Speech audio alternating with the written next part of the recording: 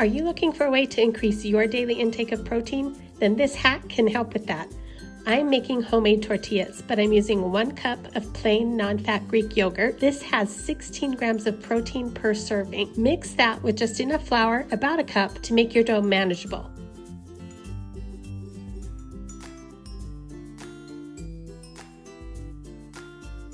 After completely mixed, divide your dough into 12 equal parts.